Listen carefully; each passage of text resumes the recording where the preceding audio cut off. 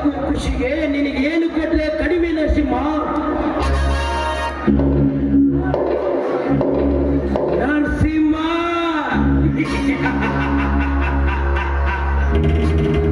ಇದರಂತೆ ಇನ್ನೊಂದು ಕೆಲಸ ಬಾಕಿ ಇದೆ. ನೀನು ಅದನ್ನು ಮಾಡಿಕೊಟ್ರೆ ನಿನಗೆ 50,000 ರೂಪಾಯಿ ಖುಷಿ ಕೊಡುತ್ತೇನೆ. ಅದ್ಯಾವ ಕೆಲಸ ಅಂತ ಹೇಳಿ ನೋಡ್ರಿ. ಕಣ್ಣು ಮುಚ್ಚಿ ಕಣ್ಣು ಬಿಡುವುದರೊಳಗಾಗಿ ಮಾಡಿ ಮುಗಿಸುತ್ತೇನೆ. ಅದು ಎಷ್ಟೇ ಕಷ್ಟವಾದರೂ ತಂದು ಒಪ್ಪಿಸುತ್ತೇನೆ. ಗೌಡ್ರಿ, ಇದಕ್ಕೆ ಯಾರಾದ್ರೂ ಅಡ್ಡಿ ಬಂದ್ರೆ ಅವರ ಅಡ್ಡಡ್ಡ ಸೀಳಿ ಅವರ ರಕ್ತ ಕುಡಿದು ಮಾಡಿ ಮುಗಿಸುತ್ತೇನೆ. ಹೇಳಿ ಅದ್ಯಾವುದಂತ? ಬಲೆ ನರಸಿಂಹ, ಗಂಡು ಅಂದ್ರೆ ನೀನು. ನಾನು ಹೇಳಿದ ಕೆಲಸ ನೀರು ಕುಡುವಷ್ಟರಲ್ಲಿ ಮಾಡಿ ಮುಗಿಸ್ಬಿಟ್ಟೆ. ಮೆಚ್ಚಿದೆ ನರಸಿಂಹ, ಮೆಚ್ಚಿದೆ ನಿನ್ನ ಕೆಚ್ಚದೆಯ ಗುಂಡಿಗೆಯನ್ನು. ಈ ಕೆಲಸವು ಕೂಡ ಸಕ್ಸಸ್ ಆಗೋದ್ರಲ್ಲಿ ಯಾವ ಸಂದೇಹವೇ ಇಲ್ಲ ಅಂತಾಯ್ತು.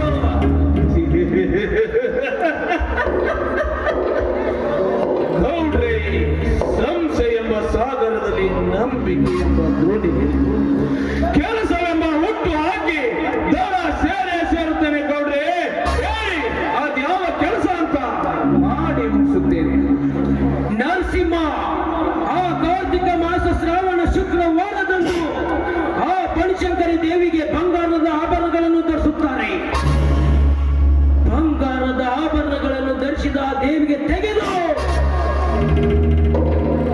ಡೂಪ್ಲಿಕೇಟ್ ಆಭರಣ ಧರಿಸಿ ಬರಬೇಕು. ಗೌಡ್ರಿ, ನಿಮ್ಮ ಕೆಲಸ ಆಯ್ತೆಂದು ತಿಳಿದುಕೊಳ್ಳಿ. ಮಾಡಿ ಮುಗಿಸುತ್ತೇನೆ. ಆಯ್ತು.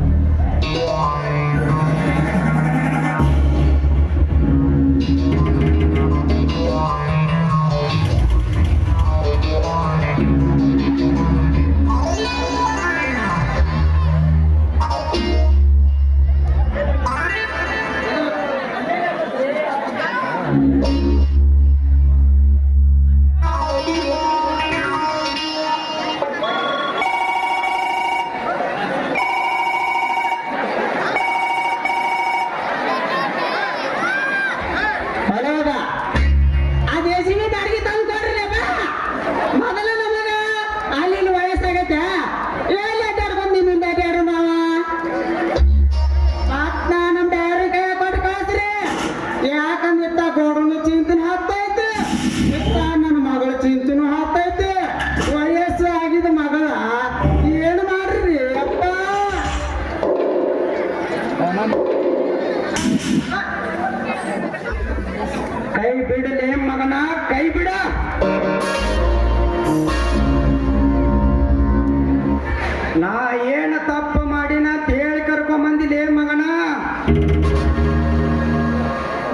ನೀನರ ಏನು ಮಾಡವ ನಿಮ್ಮ ಗೌಡರ ಏನು ಮಾಡವ ಲೇಸ್ತವ ಬಂದ್ರೆ ನೋಡಮ್ ಬರ್ರ ಮಾತಾಡ್ರಿ ಕುಲಕರ್ಣಿ ಏನಂದೆ ಏನಕತ್ರಿ ಗೌಡ್ರ ಈ ಬದ್ಮಾಸನ ಮಗ ನಮ್ಮ ಟಮಾಟಿ ಹೊಲ ಎತ್ತಿ ಬಿಟ್ಟು ಎಲ್ಲ ಕಸ ಹುಷಾರ್ ಬಿಟ್ಟನ್ರಿ ಗೌಡ್ರ ಏನಂದಿ ನಮ್ಮ ಟೊಮೆಟೊ ಹೊಲನ ಹಾಳು ಮಾಡೋಣ ಅಲ್ಲ ಸೊಪ್ಪು ಬಂದಿದ್ಲೆ ನೋಡ ಬಿಕಾರಿ ನನ್ನ ಮಗನೇ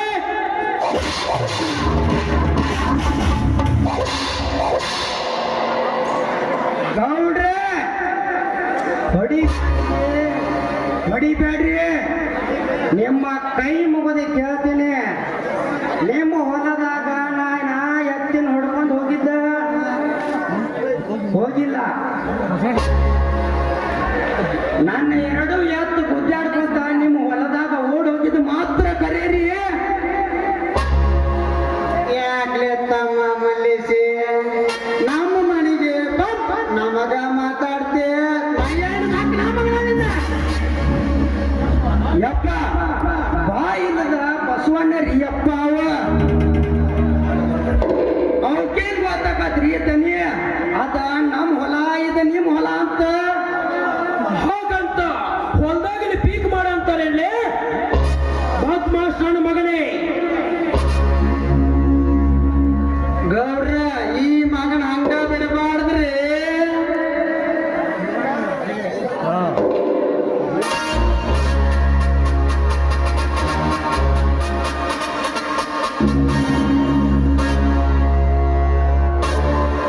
ಗೌಡ್ರ ಬಾಯಿ ಇಲ್ಲದ ಮೂಕ ಪ್ರಾಣಿನ ಗಿಡಕ್ಕ ಕಟ್ಟಿ ಮೈ ಹುಣ್ಣಾಗ ಹೊಡೆದ್ರ ಅವು ಏನು ಉತ್ತರ ಕೊಡ್ಬೇಕ್ರಿ ದನಿ ಅವು ಏನು ಉತ್ತರ ಕೊಡ್ಬೇಕ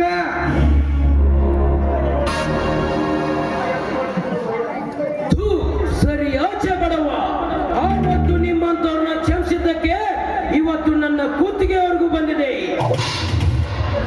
ಎತ್ತನ ಮೇಸಾಗ್ಲಿಕ್ಕಂದ್ರೆ ಎತ್ತನೇ ಕಟ್ತಿದ್ದೆ ಸೋಳೆ ಮಕ್ಕಳ ಬಾಯಿ ಬಿಗಿಡ್ದು ಮಾತಾಡ್ರಿ ದೇಶಕ್ಕೆ ಅಣ್ಣ ಹಾಕೋ ರೈತಗ ಸೊಳೆ ಮಗನ ಅಂದ್ರ ನಿಮ್ಮ ಬಾಯಿ ಚೂರುಂಟ. ನಾವ ರೈತರ ನಿಯತ್ತಾಗಿ ಬದುಕವ್ರ ನಿಮ್ಮಂಗ ನೀತಿಗೆಟ್ಟ ಕೆಲಸ ಮಾಡೋ ರಾಜಕಾರಣಿ ನಾವಲ್ಲ ಮುಚ್ಚು ಬಾಯಿ ಬಡವ ಬಡವ ಎಂದು ಸುಮ್ಮನಿದ್ರೆ ಏನ್ ಬಾಯಿ ಬಂದಂಗೆಲ್ಲ ಮಾತಾಡ್ತಲ್ಲ ಬಡವ ಕುಲಕರ್ಣಿ ಕುಲಕರ್ಣಿ ಹೇಳ್ರಿ ಗೌರ ಮಕ್ಕಳಾಗ ನಾನು ಹೋಗ್ರಿ ಮೊದಲು ನನಗೆ ಆಟ ಹಿಂದೆ ಮುಂದೆ ಹೋಗಬೇಕತ್ರಿ ತೆಗೆದುಕೊಂಡು ಬಾಲೆ ನನ್ನ ಚಾಟಿಯನ್ನು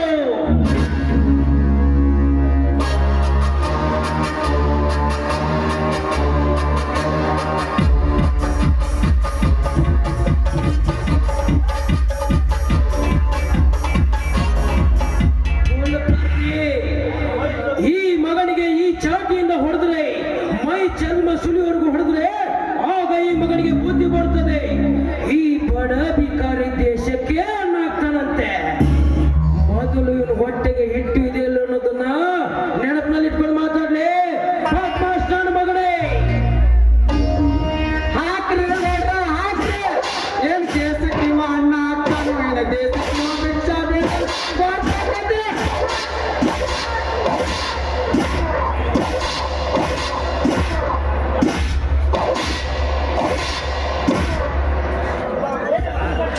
ಏ ಕುಲಿಗೆಟ್ಟ ಕುಲಕರ್ಣಿ ನಾವ ರೈತರು ನಿಯತ್ತಾಗಿ ದುಡಿದು ತಿನ್ನೋರು ಭಿಕ್ಷೆ ಎಂದು ಬಿಡಲರೆವು ಭಿಕ್ಷೆಯನ್ನು ಬಿಡಲರೆವು ಭಿಕ್ಷೆ ಬೇಡುವ ಜೈಮನ ನಿಮ್ಮಂತ ರಾಜಕಾರಣಿಯರದು ಹೊರತು ನಮ್ಮಂತ ರೈತರಲ್ಲ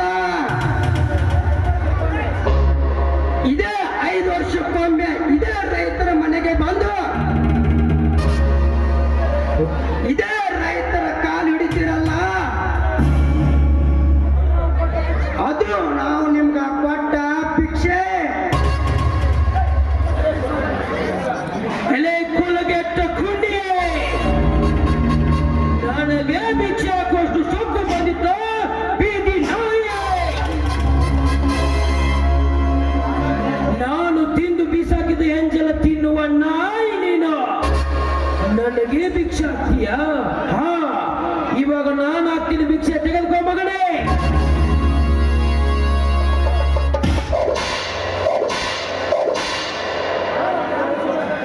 ಕೊಟ್ರಿ ಓಹೋ, ನಾನೇ ಸೂರ ಕರುಣ ಕೊಡ್ರಿ, ಇನ್ನೊಂದು 4 ಕೆಲಸ ಬಿಡ್ರಿ.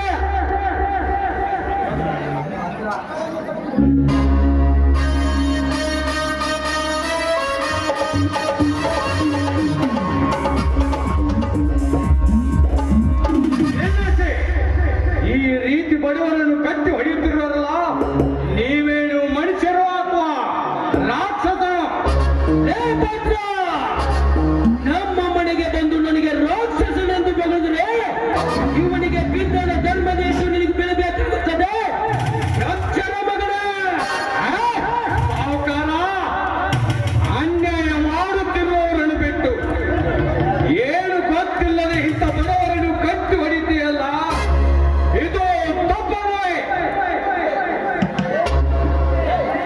ಏ, ಸಾಕು, ಬಾಯಿ ಮುಚ್ಚು. ಸರಿ ತಪ್ಪಿನ ಬಗ್ಗೆ ನನಗೆ ಬುದ್ಧಿ ಹೇಳಲು ಬರಬೇಡ. ಚಿತ್ತ ಒಬ್ಬ ಮಾಮೂಲಿ ರೈತನಾಗಿ ಈ MLAಗೆ ಬುದ್ಧಿ ಹೇಳಷ್ಟು ಸೊಕ್ಕು ಬಂದಿದ್ದ ಬಡ ಬಿಕಾರಿ ನನ್ನ ಮಗನೇ. ಈ ಬಡವನಿಂದಲೇ ನೀನೊಬ್ಬ MLA ಎನ್ನುವುದು ಮಾತ್ರ ಮರೆಯಬೇಡ. MLA ಆದ ಮಾತ್ರಕ್ಕೆ ಅನ್ಯಾಯ ಮಾಡುವುದು ಸರಿಯಲ್ಲ. ನಿನ್ನನ್ನೇ ನಂಬಿ ಓಟು ಹಾಕಿದ ಜನಗೆ ಒಳ್ಳೆಯದು ಮಾಡಿದರೆ ನೀನು MLA ಪದವಿಗೆ ಮರ್ಯಾದೆ ಸಿಕ್ಕಿದ ಮಗನ. ಯಾಕ್ಲೆ ತಮ್ಮ ಭದ್ರಣ್ಣ, ಈ ಮಗ ಮಲ್ಲೇಶ್ ಏನು ಮಾಡಿ ಅನ್ನೋದು ನಿನಗೇನು ಸ್ವಲ್ಪ ಗೊತ್ತೈತಾನಲ್ಲೇ? ನಮ್ಮ ಟಮಾಟಿ ಹೊಲದಾಗ ಎತ್ತ ಬಿಟ್ಟ ತುಳ್ಸಾಡ್ಬಿಟ್ಟಾನೆಯಪ್ಪ. ರೈತ ಅಂದ ಮ್ಯಾಗ ನಮ್ಮ ಎತ್ತುಗಳು ನಿಮ್ಮ ಹೊಲದಾಗ ಹೋಗ್ಬೋದು, ನಾಳೆ ನಿಮ್ಮ ಎತ್ತ ನಮ್ಮ ಹೊಲ ಬರ್ಬೋದು. ಇದನ್ನ ಕಾರಣವಾಗಿಟ್ಟುಕೊಂಡು ಈ ರೀತಿ ಹೊಡೆಯುವುದು ತಪ್ಪಲ್ಲವೇ? ಏ ಭದ್ರ, ಸರಿ ತಪ್ಪಿನ ಬಗ್ಗೆ ನನಗೆ ಬುದ್ಧಿ ಹೇಳಲು ಬರಬೇಡ. ಬಡವನ ಕೋಪ ದವಡೆ ಮೂಲಲ್ಲಿ ಇಟ್ಕೊಂಡು ಮಾತಾಡು. ಲೇ ಭದ್ರ, ನಿನ್ನಿಂದ ಪಾಠ ಕಲಿಯ ಅವಶ್ಯಕತೆ ನನಗಿಲ್ಲ. ಬಂದ ದಾರಿಗೆ ಸುಂಕವಿಲ್ಲವೆಂದು ಇಲ್ಲಿಂದ ಸುಮ್ಮನೆ ಹೊರಟು ಹೋಗುತ್ತೇನೆ. ಅತಿ ಬುದ್ಧಿವಂತಿಕೆ ದೋಷಲು ಬಂದ್ರೆ ಬುದ್ಧಿ ಕಾಲಿಗೆ ಬುದ್ಧಿ ಹೇಳಬೇಕಾಗುತ್ತದೆ. ಬಲು ಎಚ್ಚರ. ನಾವು ಸೂರ್ಯಂದು ಹಾರಾಡುವುದು ಸರಿಯಲ್ಲ. ನಮ್ಮಂತ ರೈತಾಪಿ ಜನಗಳು ರೊಚ್ಚಿಗೆದ್ದರೆ ನಿಮ್ಮಂತ ಬಂಡರನ್ನು ಪಡೆದು ಮನೆಗೆ ಹೋಗುತ್ತಾರೆ ಎಂಬುದು ಮಾತ್ರ ಮನೆಗಳ.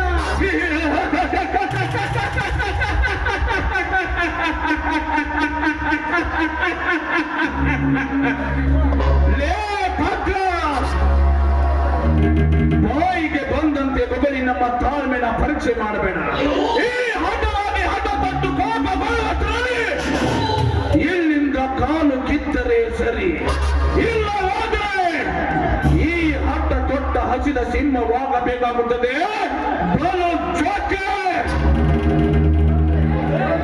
ಗೌಡ್ರಿ, ತಪ್ಪು ಮಾಡಿದವನು ನಾನು, ನನಗ ಶಿಕ್ಷೆ ಕೊಡ್ರಿ. ಅದನ್ನ ಬಿಟ್ಟ ಭದ್ರಣ್ಣನ ಮೇಲೆ ಎಗರಾಡೋದು ಸರಿಯಲ್ಲ. ಲೇ ಪಾಟೀಲ,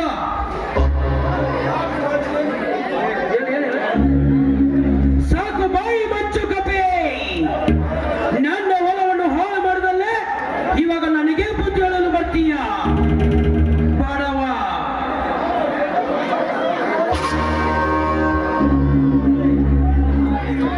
ಗೌಡ್ರಿ,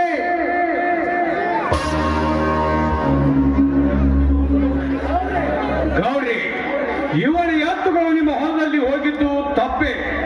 ಅದಕ್ಕೆ ನಾನು ಕ್ಷಮಾಪಣೆ ಕೇಳ್ತೇನೆ. ದಯವಿಟ್ಟು ಇವನ ಎತ್ತುಗಳನ್ನು ಬಿಟ್ಟು ಬಿಡಿ.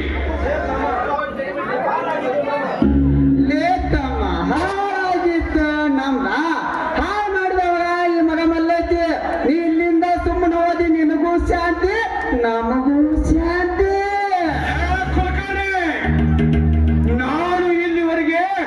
ಶಾಂತಿ ರೀತಿಯಿಂದ ವರ್ತಿಸಿದ್ದೇನೆ. ಆದ್ರ ನೀವು ಇದನ್ನ ಮುಂದುವರಿಸಿದ್ರ ನಾನು ಕ್ರಾಂತಿಕಾರಿಯಾಗಬೇಕಾಗುತ್ತದೆ. ಒಮ್ಮನೆ ಇವಳ ಎತ್ತುಗಳನ್ನ ಪೆಟ್ಟು ಬಿಡ್ರಿ. ಹೇ ಪಾತ್ರ, ನಿನ್ನಲ್ಲಿ ಆ ಶೌರ್ಯ ಇದ್ದಿದ್ದೆ ಆದ್ರೆ ಮಾಡಿದ ತಪ್ಪಿಗಾಗಿ ಎತ್ತುಗಳನ್ನು ಬಿಟ್ಟುಕೊಂಡು ಹೋಗಬೇಕಿತ್ತು. ಅದನ್ನು ಬಿಟ್ಟು ನನ್ನ ಸತ್ತ ನಾಮರ್ದರಂತೆ ಬಿಟ್ಟು ಬಿಡಲು ಎನ್ಲಿಕ್ಕೆ ನಿನಗೆ ನಾಚಿಕೆ ಆಗ್ಲಿಲ್ವೇ? ಮಾನ ಕೆಟ್ಟವನೇ.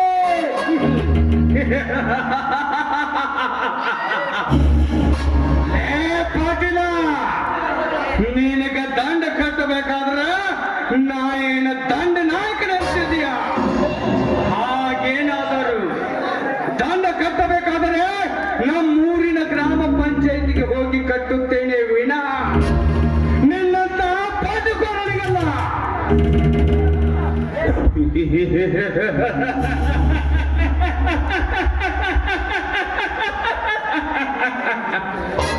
ಏ ಪತ್ರ, ಗ್ರಾಮ ಪಂಚಾಯತಿ ಅಂದ್ರ ನಿಮ್ಮ ಪುಣ್ಯ ತಿಳ್ಕೊಂಡಲ್ಲಿ ಮಗನ.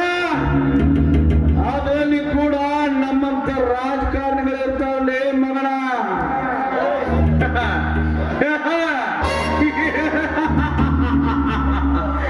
ಗೊತ್ತಿಲ್ಲ ನರಸಿಂಹ, ನನಗೆ ಚೆನ್ನಾಗಿ ಗೊತ್ತ. ಗ್ರಾಮ ಪಂಚಾಯತ್ಗಳು ತುಂಬಾ ನಿನ್ನಂತ ಹ್ಯಾಕಿನ್ಗಳು ತುಂಬಿರ್ತಾವ ಅನ್ನೋದು ನನಗೆ ಚೆನ್ನಾಗಿ ಗೊತ್ತ. ಆದ್ರ ಈ ಮಲ್ಲೇಶಿ ಮಾಡಿದ ತಪ್ಪಿಗಾಗಿ ನಾನು ಅಲ್ಲಿಗೆ ಹೋಗಿ ದಂಡ ಕಟ್ಟಿ ಇವನ ಎತ್ತುಗಳನ್ನು ಬಿಡಿಸಿಕೊಂಡು ಬರುತ್ತೇನೆ. ಹೋಗುವ ಮುಂಚೆ ನಿಮ್ಮಿಬ್ಬರಿಗೆ ಒಂದು ಒಳ್ಳೆ ಮಾತು ಹೇಳ್ತೀನಿ. ಲಕ್ಷ ಇಟ್ಟು ಕೇಳ್ಕೊಡ್ರಿ ಮಕ್ಕಳ.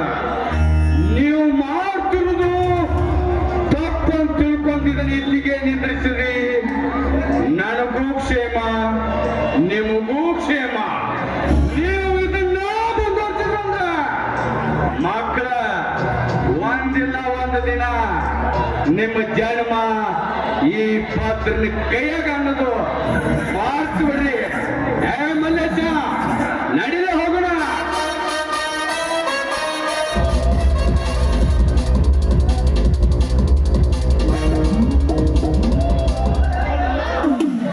ತಪ್ಪು ಮಾಡಿದಿ ಭದ್ರ, ದೊಡ್ಡ ತಪ್ಪು ಮಾಡಿದಿ. ಇದು ಅಂತ್ಯ ಅಲ್ಲ ಮಗನ. ಆ ರಂಪದರ ರಂಗ ಈ ಊರಿನಲ್ಲಿ ನನ್ನನ್ನು ಎದುರು ಹಾಕಿಕೊಂಡು ಹೋದೆ. ಮಧ್ಯ ಬದುಕು ಮಗನೇ. ಬದುಕಿದ ನಿನ್ನ ಮಂಕ ಬುದ್ಧಿಗೆ ಪಂಗನಾಮ ಹಾಕಿ ನಿನ್ನ